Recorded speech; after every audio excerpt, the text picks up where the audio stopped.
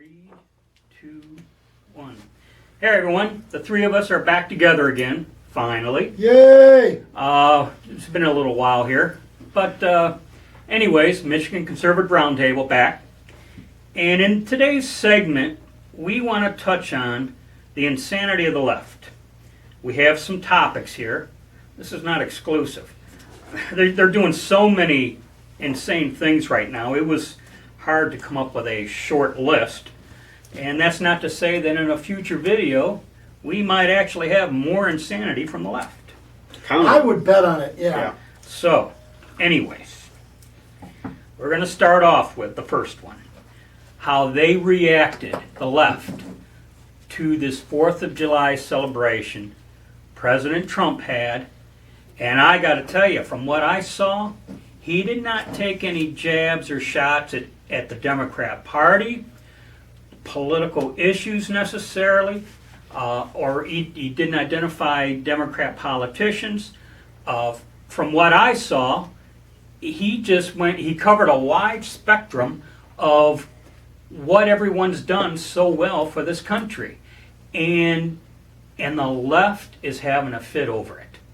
And at this point, I'll turn it over, let the guys comment on this so far. I think it's indicative of the fact that they just hate this country. Colin Kaepernick is a prime example because he's once again put himself in the news. His complaint that the Betsy Ross flag, makes him triggered because it's all about racism. It's just nonsense. He acts as though slavery took place yesterday, not 200 years ago, or whatever it's been, 170 years ago. Yeah, and he forgets the amount of blood that was shed to try to stop it, too. Well, yeah, white people did slavery. White people also ended slavery. Yeah, and that's something that, fairness dictates it should get mentioned.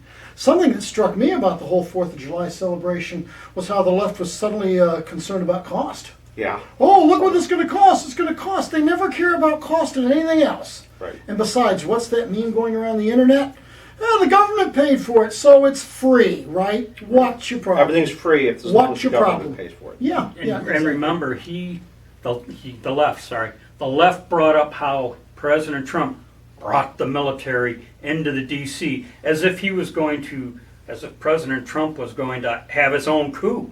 I mean, that's kind of, from what I saw, that's... Well, they tried to paint it as another, those out of control president. Who are old enough to remember the May Day celebrations in the old Soviet Union, where they would drag out every weapon and guy they had. Well, personally, guys, I can't imagine anybody in the United States thinking about engineering a coup at all, other than the left. Yeah.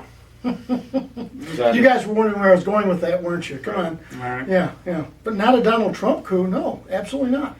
All right, we'll move to the next topic, since it's already been brought up. The whole Colin Kaepernick, Betsy Ross flag thing. A lesser-known fact, for those who may be unaware, Betsy Ross was a Quaker, abolitionist, and, against slavery. President Barack Obama even had the Betsy Ross flag on display during some of his speeches or meetings or celebrations. So his second inauguration, the flag was there. And here's the kind of leads to their hypocrisy too when you get to it. But the whole and this is where I've come on this. It was never about the flag. It was about I think Colin Kaepernick is a communist, and I think this is his way of indirectly advocating for that type of system. Right. Even though he's become a very rich man through capitalism. Yeah. Well, I was struck by just the sheer cowardice of the situation, that Nike didn't even attempt to look at history. They were told by one guy told them that's a racist symbol, and it just didn't go any farther than that. Yeah. How cowed are they going to allow themselves to be by one individual? It's ridiculous. Well, I think it's because a large segment of their customer base is black. They like to sell their shoes to inner city kids, and they don't know history because they're not taught history by the same insane left. Mm-hmm. No, a lot of truth in that, I think. Okay, the next one. California Bill Resolution ACR 99, and basically the short version of it is compelling pastors or clergy from the pulpit, not allowing them to condemn sinful acts. So now, if this were to pass, they're gonna tell pastors what they can and can't preach. Is how I'm reading this. Comments? Yeah. And I think that in Texas a while back they wanted to have their sermons in advance to proofread them and censor them. Yeah. Remember that? Not too Absolutely, many. yeah. Absolute nonsense. Absolute nonsense. It's a dancing all over the First Amendment. And for those who don't know what the First Amendment is, it isn't just about free speech. It's about the freedom of assembly, the freedom of religion. Press and petition. 5 freedoms. But you know what our progressive friends would do? They'd make that 4 freedoms. There's really no doubt in my mind that they'd cross out the freedom I of think they'd religion. make it 3.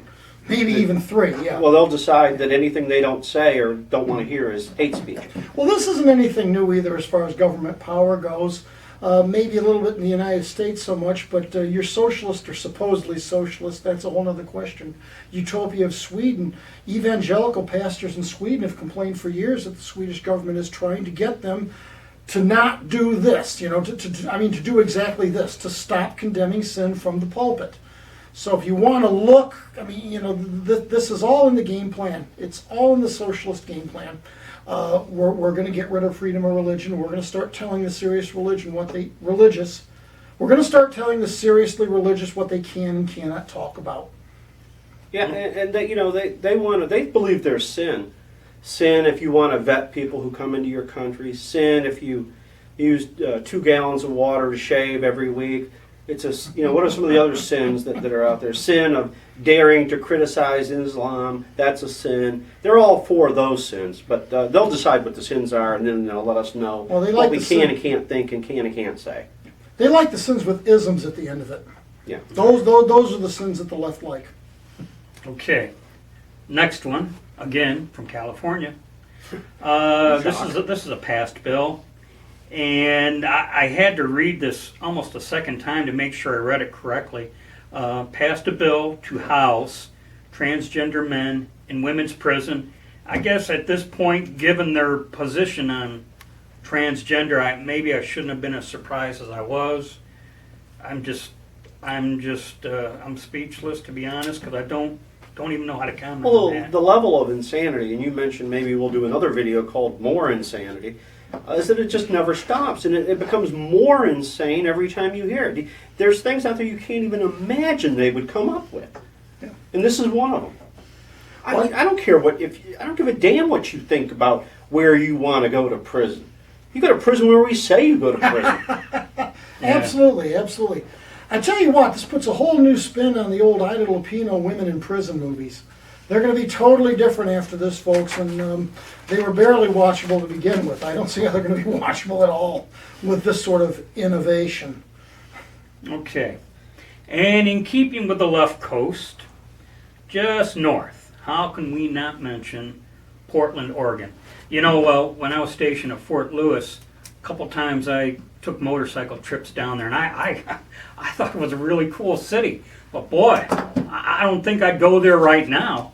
Not wearing that shirt. Yeah, really. And I wouldn't go there saying I'm in the Army either. But with what just, it's pretty much in the news that these Antifa people are out of control. It's pretty much accepted that the mayor has kind of informed the police, and I say kind of because I'm not sure if it's written. But I believe they say something that it is. The police say they've been informed. Whether or not they were informed with writing, I don't know. But the police have been instructed to not enforce attacks with Antifa against what we're going to say law-abiding citizens, primarily the Proud Boys, I think is what they're called. But it goes beyond the Proud Boys, and this even includes what happened just this past week. Did you say he was Vietnamese? Yes. A Vietnamese guy by the name of Andy Ngo, and his last name is spelled Ngo. And he doesn't consider himself necessarily conservative, probably aligns himself more centrist on an assortment of issues, but he showed up there to report on Antifa, and they about killed him, literally. And he did go to the emergency room for injuries to the head. He had a brain bleed, and CNN, NBC, and the like, MSNBC played it off as it was just a bump on the head. Yeah, Well, anytime you strike another person and they bleed, especially internally, that's not just a bump on the head. No, it's not just a bump on the head, and then I think another salient point is the fact that this is a man that does not describe himself as conservative. He doesn't describe himself as conservative. But even that's not enough. He's out there showing what Antifa's doing, so that doesn't fit CNN or MSNBC's narrative or anything, so they can't cover it. Well, this is typical of what they do. They'll title something the opposite of what it in fact really is. Mhm. Like they had years ago the Fairness Doctrine, which was a blatant attempt to make only leftist speech available. The anti-fascist, they are hardcore fascist. There's nothing anti-fascist about this group. Well, the real problem with Antifa, I think, is parental, and I really mean that. If the parents of these Antifa boys and girls that are living in their parents' basement still would simply,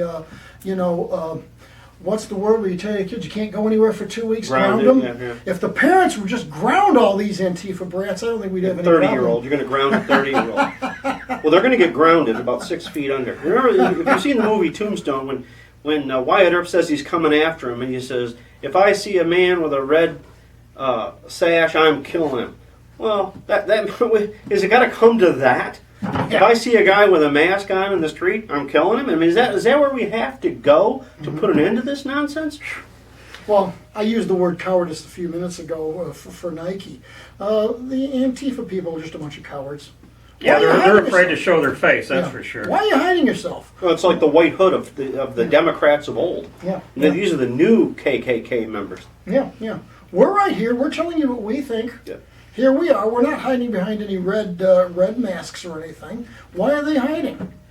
Now, speaking of Antifa, I'm almost certain I read somewhere Twitter was obstructing, or I don't know if they were outright banning, but so I'll use the word obstructing, different user accounts that were condemning Antifa activity. Mm-hmm. So, that's Twitter's response to and those trying to report on this activity, as Andy No was. Okay? Any further comments, gentlemen? Well, there's so much insanity. I don't know that. We'll have Yeah. many more videos on Yes, liberal insanity. insanity. We will No have doubt in my further mind. videos of more insanity of the left. These are the ones that struck out to me just recently here that I wanted to mention. So, thanks for watching. Be safe. Watch your six, and don't tread on me.